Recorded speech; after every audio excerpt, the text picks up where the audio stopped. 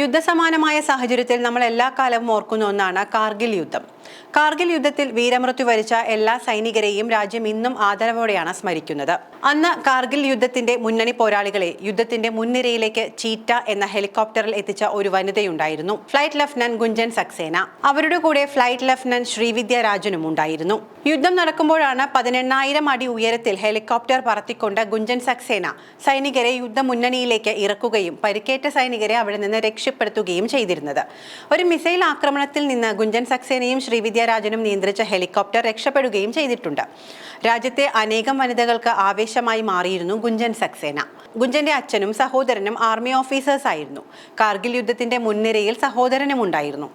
ഗുഞ്ചൻ സക്സേനയുടെ ഭർത്താവ് Indian air force ഓഫീസറാണ്.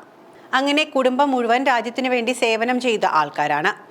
1994 ഗുഞ്ചൻ സക്സേന ആദ്യ ബാച്ച് വനിതാ പൈലറ്റുമാർക്കുള്ള ട്രെയിനിങ് ഇന്ത്യൻ ഫയർഫോഴ്സിൽ ചേർന്ന് പ്രവർത്തിക്കുന്നത്. കാർഗിൽ യുദ്ധത്തിൽ പങ്കെടുത്ത ഗുഞ്ചൻ സക്സേന 7 വർഷങ്ങൾക്ക് ശേഷം വിരമിക്കുകയും ചെയ്തു. രാജ്യം കാർഗിലിൽ ഗുഞ്ചൻ സക്സേനയുടെ ദൃഢനിശ്ചയവും ധൈര്യപൂർവ്വമായ സേവനത്തിന് ആദരമായി അവർക്ക് ശൗര്യചക്ര നൽകി ആദരിക്കുകയും ചെയ്തു. ശൗര്യചക്ര നേടുന്ന ആദ്യ വനിതയും ഗുഞ്ചൻ സക്സേനയാണ്. അന്ന് കാർഗിലിലെ യുദ്ധഭൂമിയിലേക്ക് ഹെലികോപ്റ്റർ പറപ്പിക്കാൻ കൂടെയുണ്ടായിരുന്നത് മലയാളിയായ ശ്രീവിദ്യ രാജനായിരുന്നു. എന്നാൽ നെറ്റ്ഫ്ലിക്സിൽ റിലീസായ ഗുഞ്ചൻ സക്സേന ദി കാർഗിൽ ഗേൾ എന്ന സിനിമയിൽ ശ്രീവിദ്യ ഇല്ലായിരുന്നു. ശ്രീവിദ്യയുടെ ആദ്യ പോസ്റ്റിംഗ് ജമ്മു കാശ്മീർ സെക്ടറിലെ ഉധംപൂരിലായിരുന്നു. അവിടെ 22 പൈലറ്റ്സ് ഉണ്ടായിരുന്നു.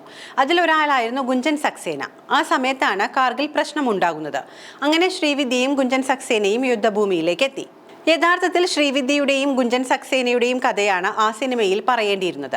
എന്നാൽ അത് ആരുടെയൊക്കെയോ താല്പര്യം കാരണം ഗുഞ്ചന്റെ മാത്രം കഥയായി മാറുകയായിരുന്നു.